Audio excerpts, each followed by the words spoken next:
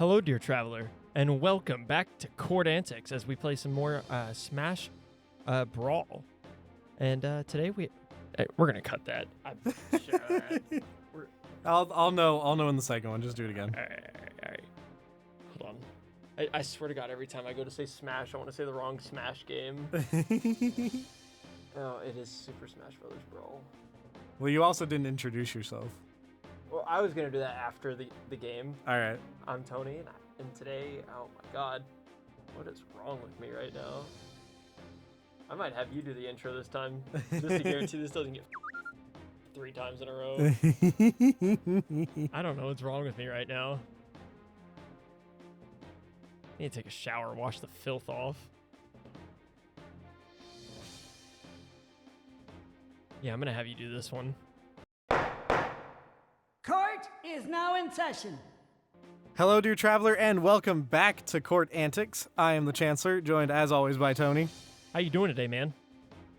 I'm ready to play some Super Smash Brothers, baby. I'm ready to watch you play some.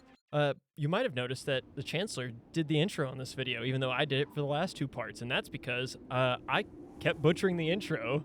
Yeah, no, I'm still on the sticks for this one. We're here in the battlefield fortress. We're we've got some more subspace bombs to detonate, and Marth is not going to be happy about that in just a second here. I bet he's not. Nah. You know, you recognize these robots, by the way? Those are Rob. Yeah, but they're not the Rob. So we'll get to that. We'll get to that when we actually get a title card for him. I know you're a fan of the Rob. I am a big fan of the Rob. He's not my favorite, like, weird gimmicky character, though, in this game. There's my boy Marth. There's Marth. And look, there's the Ancient Minister with another subspace bomb. Ancient Minister, I know the character that is. Like, I don't remember which character it is, but I will know the character when I see them, correct? Yeah, you will. Yeah. Don't tell me it's like King Dedede or something. No. So, Marth is the Fire Emblem Golden Boy, right? Yep. This is the prodigal son of Fire Emblem. I wouldn't say prodigal son. He's pretty much the entirely beloved son of the whole franchise. So Marth is such a huge deal in everything Fire Emblem that even in games where he's not the main character, his legend is so important that it overshadows a lot of other things. So like in Fire Emblem Awakening, Lucina shows up. Do you remember the plot of Fire Emblem Awakening? I do not. So Fire Emblem Awakening is you have Chrom, and they a war starts, and then in the future the war goes on so long that like all of your normal units that you've been getting to know for a while have children, and they get drafted into the war. Lucina is Chrom's child, and Lucina finds a way to get a magic spell to come back from the future to help change how the war goes. Okay. Right? Lucina initially attempts to pose as Marth, as the legendary hero Marth. And then in Fire Emblem Engage, which is the most recent Fire Emblem game, there's rings that have like the spirits of heroes from other worlds in them. Marth is one of those spirits, and he's like the main one. Like he's the most important out of every spirit, and it's really clear that you're supposed to constantly have Marth equipped to the the player character unit in that game. So yeah, Marth kind of overshadows everything in the Fire Emblem series. So what I'm hearing, so I've been on we watch a little bit of anime in this house, and I've been on a Fate kick recently, just trying to figure out if any of the Fate series other than Fate Zero is good. I have yet to find another one that's good, other than Strange Fate, but Strange Fate only gets a new episode. I'm gonna stop you right here, by the way. There he is. There he is. But yeah, with the Fate series? Yeah, so with the Fate series, if you're not familiar, it's an anime where some mages they battle for the Holy Grail, but instead of fighting each other, they summon heroic spirits of legend from Earth's history and mythologies and legends. By the way, the Chancellor is having a blast in the chair right now listening to this song. I love this song. And I was getting to all this just to say that Marth would be Fire Emblem's heroic spirit to be summoned for the Holy Grail, is what it sounds like. Yeah. Like, if you were to summon... Martha's kind of like King Arthur. It's like, everyone summons King Arthur. Or you try to summon King Arthur, yeah. And instead of getting Marth, you get, like, one of the other Fire Emblem swordsmen, and you're a little disappointed, but whatever. Meta Knight is really cool. Yep. Meta Knight is so cool. He was my favorite character in the game when I was a kid. I just loved everything about him. I love the wings he gets whenever he jumps, and that was a safety valve for me, so I didn't jump off the stage. I love his cape. I love his sword. And all that got reinforced whenever I finally played Kirby Superstar Ultra on the Nintendo DS. Yep. So Meta Knight always has a special place in my heart. Well, and I'm not doing a great showing with him right now. No, you're not. It's supposed to be the most broken character in the game. Yep. Which I didn't know as a kid, nor did I know how to utilize it properly as a kid. Well, clearly I don't know how to utilize it either. I can't give you pointers, I'm sorry. I should be using his up special a lot more and chaining that into other aerials. Hello, Greep. It's okay. You just have two incredible swordsmen as your characters right now. Yeah. Oh, goodness. Dude, 236% though. That's crazy. On a character that's that lightweight is insane. Yeah. Aw, dang it, I thought I dodged that. So what makes Marth so powerful in Fire Emblem? What makes him such a legend? Is it what he does, or does he have like a cool power or cool sword or something? Oh, goodness, I just got abused by the walk-off. So part of it's his sword. So Marth is, like a lot of Fire Emblem protagonists, Marth is royalty. Marth is like the prince, and because he's the prince, he gets to use the falchion. And the falchion is like the sword of all swords. It's like the Excalibur? Yes. To mirror your King Arthur reference? It's the sword that's supposed to be so powerful that you can 1v1, the, essentially the demon dragon king, or whatever they call him in Fire Emblem. Insert demon king variant. Yeah. Okay. I think they actually call him the Shadow Dragon, is what he's actually called in Fire Emblem. Demon King variant. Yeah. So that's what Marth is supposed to be. Marth is the one that uses the falchion, and he's so ridiculously strong because of it. That's. And there are no other Fire Emblem characters that can really match him? No, not like Ike comes close. Okay. Well, I have a soft spot for Ike as well, so yeah, I'm happy to hear that. Ike is also one of the few Fire Emblem protagonists that isn't royalty, actually. Oh, that makes him even better. Yeah. I can't wait till we get to Ike, man. But like Chrom, who I mentioned earlier, Chrom is a prince. And Chrom becomes king. And that makes Lucina the princess. When his sister gets assassinated. Yep, so that would make Lucina princess, I assume. Yes. Okay. What about Corrin? Corrin's genealogy is real weird. Aw, dang it, I thought I lived that. Okay. So in Corrin's game, I should say games, actually. Because Corrin's really weird. So Corrin, I forget the names of the kingdoms, but there's two like warring kingdoms. Corrin is born to the what we would classically consider like the good guy kingdom. Like they're strength and honor people, right? Yeah, and they're like the kingdom, and they're versus the Empire, the bad guys. Yes, Corrin gets kidnapped as a baby by the Empire. And raised to think that the Empire is his siblings. Like, all the royalty of the Empire are his siblings. Okay. And then he finds out that, he was stolen away. And so the reason why there's actually 3 different Fire Emblem fates, There's 3 different games in the Fates little series that are all really the same like timeline, just different versions of it. Is one of them is Corrin goes back to his birth kingdom, or his or her birth kingdom, because you can pick which gender Corrin is, or Corrin stays with the Empire, or Corrin decides that everyone's crazy and forms their own faction. Wow, this really is just like Fate. This is just Fate Stay Night all over again. That one in particular, yes. That's Corrin's whole deal. Corrin is also part dragon. That's cool. Yeah. I remember playing as Corrin in Smash Ultimate. Yeah, I hate fighting against Corrin. That's another character that my brother uses really well that I hate, that I can't fight him. Is it the really strange side special? It's not that. It's how he traps me with it. Okay. It's he was a master. That's why he's also really good at Diddy Kong with the banana. He is a master of setting up traps for you, and that's why. Okay.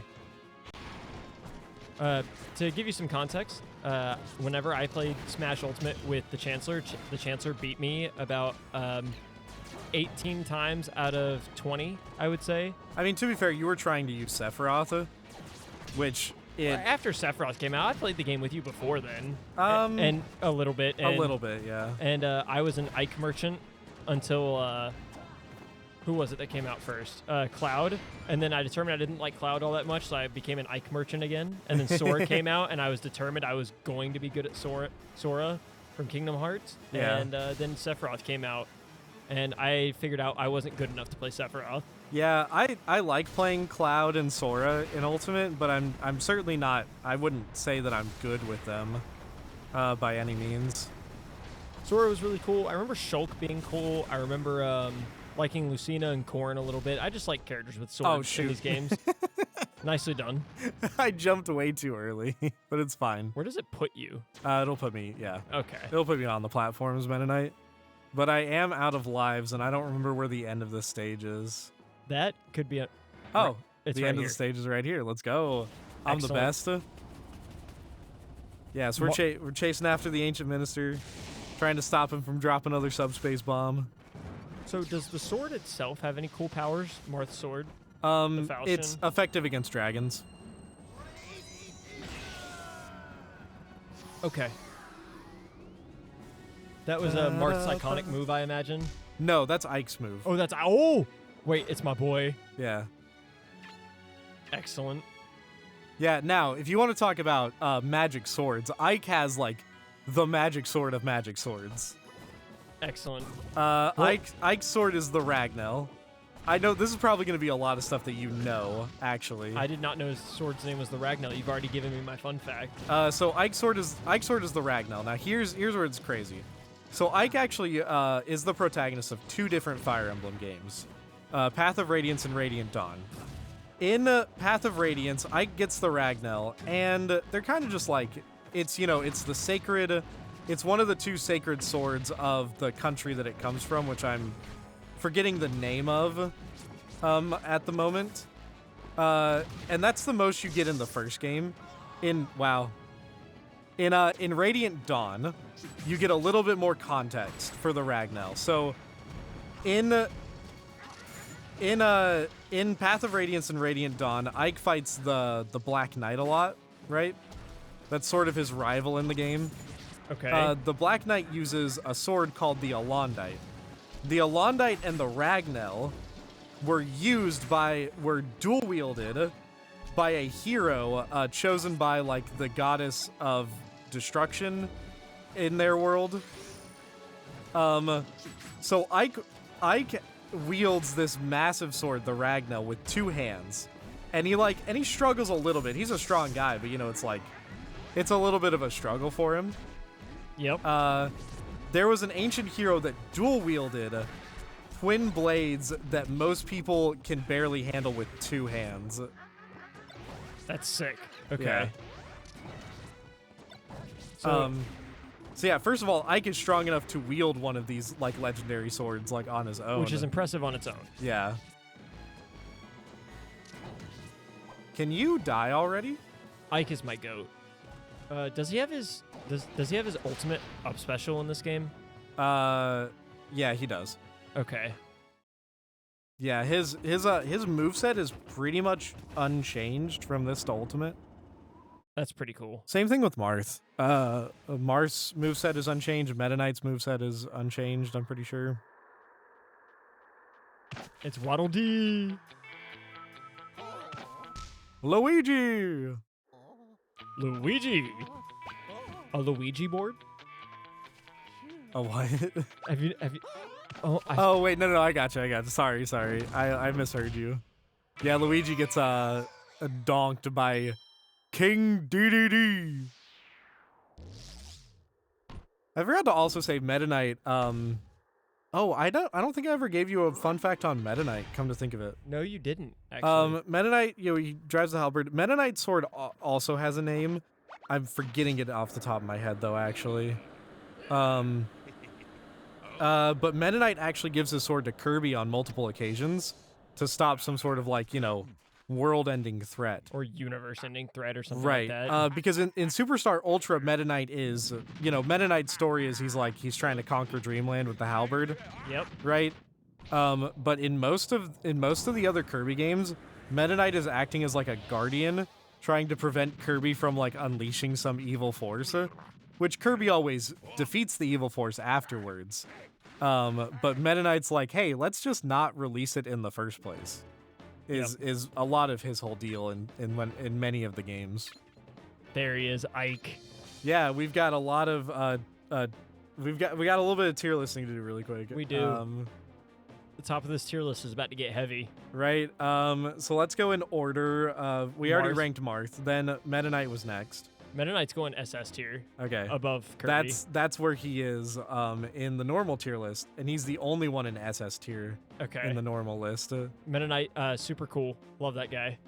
Ike is going above Meta Knight. Yeah. Just because of how much I like playing him in Ultimate. Yeah, Ike is really low. Ike is not great. Where is Ike? Really quick. Well, Ike is in D tier. On the official, like, the competitive list. Sounds like every character is in D tier. Do you want to do Luigi? Because Luigi had his title card, but we don't get to play as him for a while. We can wait till we play as him. Okay. There we go. There's our updated tier list for now. All right. Well, let's get back to it. All right. 16% clear in 3 episodes so far. We're not even done with episode 3. I'm not like 100. Oh, whoops. I'm not like gathering everything because I think like clear also regards, like the golden boxes that you pick up among other things. Okay. I don't know. Oh, hey. Oh, here we go. This is your goat here. Here's my boy right here. So Link picks up the Master Sword here in a forest, right? And that's pretty common in the games. The other thing that's common is him grabbing it in a temple. Which do you think is more common? Probably the forest, actually, if I had to guess. I believe you're correct. I haven't counted it out. So let's see. In A Link to the Past, it's a forest. In Ocarina of Time, it's a temple. Wind Waker, it's a temple. It's Hyrule Castle, but it counts as like a sacred area. Yep. Twilight Princess, it's a grove of trees. Skyward Sword doesn't count because you forged the Master Sword in that game. You don't find it, but you do find the Goddess Sword in a temple, so maybe it counts as a temple in Skyward Sword. A Link Between Worlds, it's a forest. Breath of the Wild, it's a forest. Tears of the Kingdom, you find it on the head of a dragon in the sky, so that's kind of a weird, doesn't count. Yeah, I think forest is the more often. So what I'm hearing, though, is that it's as evenly split as it could be. Yeah, it kind of is, yeah. And you know what I like about that? What? It means that I really want Vegas betting odds for where you get the Master Sword in the next Legend of Zelda game. Forest or temple. And it's like black or red, where there's like a solid 10% chance that everybody's wrong. Like somebody gets to bet on blue. Yeah. So also remember, so Princess Zelda in this game is based off of her Twilight Princess iteration, her visual design. Link's moveset in this game is based off of his Twilight Princess. I did not know the sword from it could reflect projectiles. I do want to ask, did this game come out around the release of Twilight Princess, probably shortly after? It came out after, because Twilight Princess had a GameCube and a Wii release. Okay. But I reckon they used the Twilight Princess versions of the characters to try and promote what was likely the most recent Legend of Zelda release. Yes, because in Ultimate they updated Link's moveset and graphics to Breath of the Wild. And they did Princess Zelda in Ultimate based off of her A Link Between Worlds design, actually. Neat.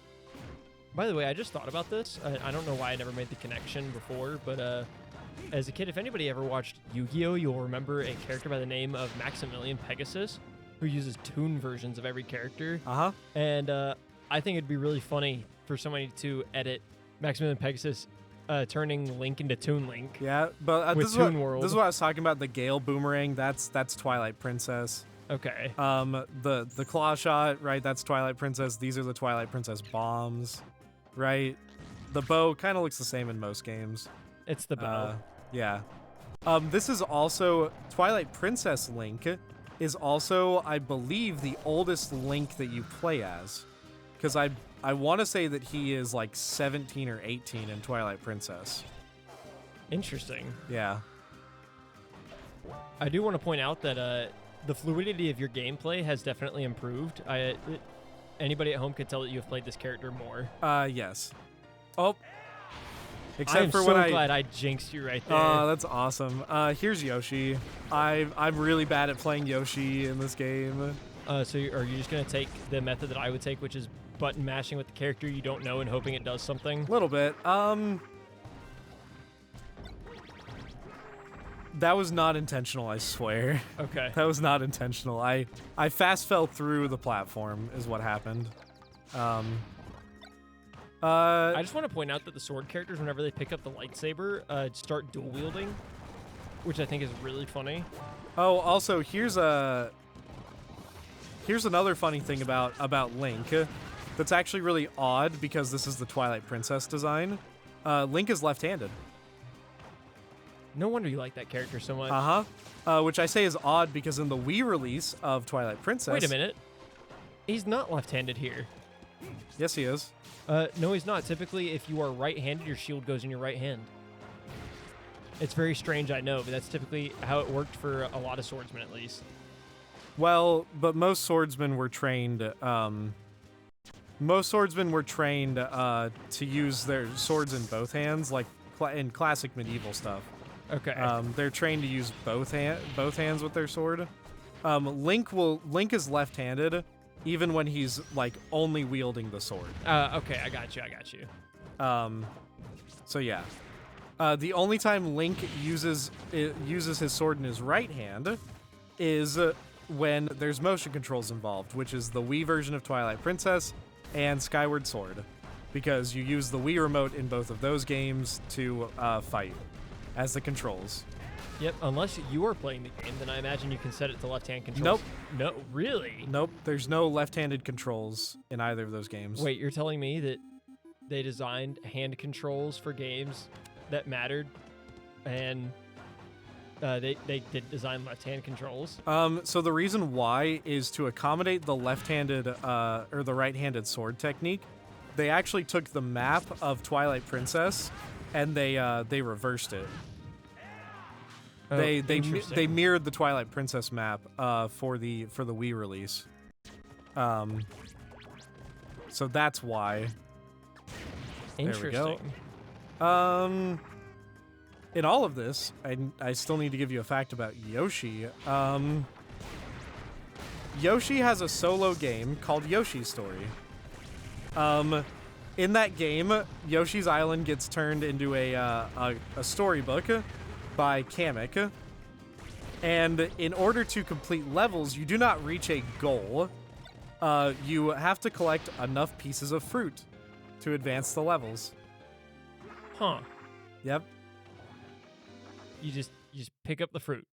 Yeah, you eat the fruit because you're Yoshi. Okay. Well, fair enough. Hey, if they had to pick a children's game character, Yoshi's a pretty good one. Yeah. There's also the first game that Yoshi. Well, the first game that Yoshi appears in is oh. Oh. We don't get to play as him for a while, but it's just like, hey, he's there. Well, if you don't know who he is, then that box just made no sense. Yeah. We're gonna keep going. We got time. I wanna do the research facility. Okay. Oh, gee, I wonder why. Yeah. I wonder why you wanted to do the research facility. Here we go. We got Samus. Zero Suit Samus. No less. Yoshi also, in the first game, Yoshi is like a playable character. He carries Mario, baby Mario, on his back. Because he's escorting baby Mario to safety. All right, I need to remember the layout of this level. I also need to remember a lot about Zero Suit's moveset. I just want to point out that the tone of the game just drastically shifted. This feels like a platformer now, and you're playing as Zero Suit Samus in like a new Metroid game. Kind of. So, or rather, a different Metroid game. Yeah, here's the fun thing about Zero Suit Samus is Zero Suit Samus is playable in official Metroid games twice. So she's playable in more Smash Brothers games than actual Metroid games. Yeah. So the first instance is in Metroid Zero Mission. Metroid Zero Mission is a GBA remake of Metroid 1 with an added act tacked onto the end of it. Okay. Where you defeat Mother Brain, who's the big bad of Metroid 1. You beat Mother Brain, you go to escape, and your ship gets shot down. And you lose, and Samus loses her power suit. And that's like the added tacked on. So you have a little like stealth section as Zero Suit. Neat. And the second one is at the end of Metroid Other M, which is a game that a lot of Metroid fans don't like to talk about. It didn't happen. There's a little escape sequence at the end of the game where Samus just, I guess, doesn't feel like she has time to put her power suit back on, even though she's supposed to be able to just like put it on at any time while she's wearing her like tech suit underneath, for the most part, unless it's like heavily damaged or something. Here in the Subspace Emissary, it's explained away as the power suit got stolen, which I guess in lore it doesn't really make sense, but it's fun. Who cares? Certified Fate level. Don't worry about it. Yeah. By the way, we just picked up Pikachu. Did just pick up Pikachu, which I was hoping you wouldn't mention because I don't have a whole lot of like Pokemon facts that you don't also know. Okay. Let me see if we can figure out one together then. I have like a general Pokemon fact that you might not know. Yeah. It's not Pikachu specific. Okay. Speaking of Pikachu, anyone see the Legends ZA announcement recently? Oh, where we get Mega Pikachu X and Mega Raichu. Raichu X and Y. Yeah, Raichu finally getting the love it deserves. Yeah, let's go with that. Because Game Freak would have been liable to make Pikachu evolutions and just completely invalidate Raichu's existence. Well, I mean, Pikachu got the Gigantamax form in Sword and Shield. My point stands. Yeah. So like a general Pokemon fact that could be kind of interesting is the move Weather Ball, right? I do indeed. Right, so Weather Ball changes type with the weather, right? Do you know all the types that Weather Ball can change into? Let me see if I can get this. So it can be Fire type during a sunny day. It can be Ice type during hail. It can be Water type during a rain dance. Yeah. Esque effect. And there is one other one, probably. Cast form doesn't change types for a sandstorm. So that one doesn't work. I'm trying to think of what the other one is. Maybe there isn't one. It is Sandstorm, actually. Oh, wow. Does it change the ground type for Sandstorm? Nope, it becomes Rock type in Sandstorm. But Cast form doesn't change types. But Cast form doesn't change types. That's the very strange. The move does. It will also, so along with changing types, Weather Ball doubles in power to 100 base power. If there's strong wind, it will stay normal type, but increase to 100 power. Strong wind from, like, Tailwind? I don't remember exactly. Okay. Because it's just not a common thing, but it does happen. Okay. Let me think. I'm trying to see if I can think of a Pikachu fact. There's one on the tip of my tongue about how Pikachu, I think, was not originally intended to be the mascot for the Pokemon franchise, but I forget who was supposed to be before Pikachu. Well, I mean, Pikachu wasn't like the first designed Pokemon or anything like that. Well, no, but I remember when they were trying to think of like the mascot for the franchise. I think, there at one point it might have been Eevee, which is why in Pokemon Yellow, dang it. you play as I think still Red, and Blue gets an Eevee. Yeah. Oh. I mean, yeah, given some of the stuff Game Freak is doing, it really feels like they want Eevee to be the mascot over Pikachu, or at least like they want Eevee to get elevated to the same level as Pikachu. Well, and you know what? That makes a lot of sense to me, specifically because Eevee is actually is perfectly emblematic of what Pokemon is as a franchise. How so? Eevee embodies the creativity of the franchise. You can make whatever team you want, and Eevee has a lot of potential evolutions, which I think it fosters fun gameplay, especially for children as they get to figure out the different ways that Eevee evolves, the different types, and the different movesets you can get with that.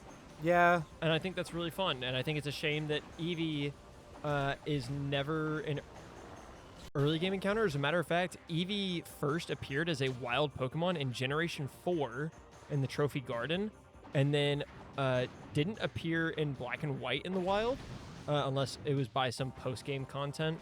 Couldn't you wait? And then Black and White 2.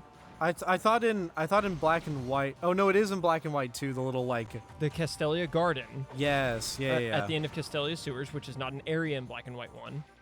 You can also, I just want to really quick. I got Zero Suit Samus up to like 260%. Nice. Before dying. So, yeah, that was the first time Eevee was available in the early game of a Pokemon game was Pokemon Black and White 2. And then Pokemon X and Y Eevee is available. I think you can technically go get it before you fight the second gym. Yeah. Which is about 25 hours of gameplay in still, because the second gen takes forever to get to. Yeah. Fun facts about Pikachu, though. Pikachu's encounter table is a little interesting because Pikachu is only available in in the Generation 1 games as a very low % encounter rate in the Viridian Forest. Mm-hmm. And that is it. Yeah, I knew that. Moving on, obviously you can get it in Generation 2 because you go back to Viridian Forest as a part of the second-ish half of the game. And then in Generation 3, I'm not sure if you can get it in Generation 3. You at least can't get Pikachu. I don't think you can catch Pikachu as a wild Pokemon in Ruby, Sapphire, and Emerald. And then and you don't get a Pikachu in like Coliseum or XD either. Nope. And then Pikachu alongside Eevee is available in the Trophy Garden in Generation 4, and then is not available in Generation 5, which is really interesting. Yeah. So Pikachu is actually, because Eevee is a gift Pokemon in a lot of the games. Yeah. Eevee is actually obtainable in more games than Pikachu is. But anyways, we got to rank. Let's see. We've got a lot. We've got Link, Yoshi, Zero Suit, and Pikachu. I believe those are the only four we have right now. All right. So let me see my tier list real quick. Oh. Okay. Link is gonna go A+ above DK. I'm putting respect on the one responsible for one of the most Link successful franchises. Yeah. And I think swordsmen are cool. I've never played the games. Yoshi is going to go down. I really think, you know what? Move Peach down to D tier. Peach just keeps getting thrown lower and lower. And Yoshi's gonna go above Peach in D tier. I really don't care for Yoshi. Really quick, Yoshi is in D tier on the competitive list. I know I put Peach below where she actually is, or no, Pit C minus. No, Peach is C minus. Okay, well, Peach on the is competitive. worse to me than she is in competitive, which is impressive. Where's Link on here? Where is Link? While he waits for Link, I'm gonna talk a little bit about I guess Zero Suit Samus here. Zero Suit Samus, I'm gonna put at a pretty middling C tier, especially in this game. She has a cooler moveset in Ultimate, if I remember right. She gets to do some cooler stuff. Yes, her moveset is a lot better in Ultimate. Yeah. As a spoiler, when we get to Power Suit Samus, Link is down in F tier, by the way. Wow. Okay. Zero Suit is in B tier. When we get to Power Suit Samus, I'm gonna enjoy that a lot more because Power Suit is just cooler. Yeah. But Pikachu, I'm actually gonna put Pikachu in C minus tier. C minus? Above Pit. Above Pit. Specifically because I don't like the preferential treatment that Pikachu gets from the Pokemon Company, and he needs to be knocked down a peg. Yeah. Yep. Pikachu is right up there with Zero Suit in B tier on the official competitive list. Well, I'm glad I put them both where I did. Yeah. I do like to think I'm doing a pretty good job of keeping my tiers even. I know SS is a little... SS is bloated because so SS tier on the official tier list is Meta Knight, and it's only Meta Knight. S tier also only has one character. I'm not gonna tell you who though. Okay. A plus has 2, A minus has 3. Okay. Yeah, and then it kind of all cascades from there. So I like to think I'm doing a pretty good job of keeping my tiers even. I know SS has a lot, but that's because it has some of my nostalgia beloved characters. Yeah. I'll tell you what, actually, I'm going to have you put Kirby above PT in S tier. Meta Knight's going to be my Kirby character in SS tier. Oh, okay. We're going to do that. So pretty even, good tiers here. I like the way this is shaping up so far. How do you feel about my tier list? Your tier list these are not where I would put some of these characters. Some of them only? Do I have some of your similar placements? Pit's kind of the same.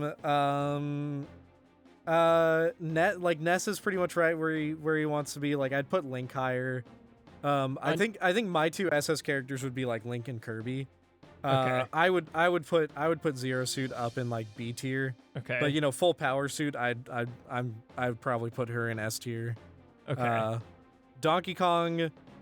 No, Donkey Kong's about right. Is everybody in at least the relative region you would keep them in? Let's see. The farther in terms of I'm going to talk about them. I want to talk about them in terms of like Smash characters themselves also. Pikachu is the only one that is really far away from the region I would put him in. Would you have Pikachu? Because I love playing as Pikachu in Ultimate. Okay. I love Pichu and Pikachu in Ultimate. They're so much fun. So, there's that. Yeah. Donkey Kong might be a little... no, Fox is a little inflated just because I don't know how to use that character very well if we're specifically talking Smash. I might be moving Fox down later when we get to Falco. But I'll talk about that when we get there. Yeah. But other than that, I think I like my tier list so far. I think this is good. And I think on that note... oh, wait. Really quick. Diddy Kong would be an F tier for me. Hate that character. Because of Q? Just a lot of things. Like, I get bodied by him a lot by people who know how to use him. I can't figure out how to use him even though I know he's supposed to be really good. At least, like, really good against, like, casual players that don't really know what's happening, but I just can't, dude. Fair enough. I get it. Well, I think on that note, do you want to take us out of here? Yeah, that's gonna do it for us today. For part 3. Lot of new characters. Lot of fun times. I'm just happy to be playing this. I'm so happy. Yeah, this is awesome. a really cool trip down nostalgia lane, and this kind of a similar way to Emerald Mini, but it's different at the same time because this is the actual experience. Yeah. But hey, thank you so much for sticking around. If you liked, sauce a like down below. And if you want to see more in the future, make sure to subscribe and hit the bell. Because we're still going. We're having too much fun to stop. I'll tell you, you know. Please feel free to let me know your disagreements down in the comments with my tier list, because I know my opinions are objectively correct, but you don't know that yet. So I'll be happy to argue with you in the comments. Thank everybody for stopping by. Safe travels. Court adjourned.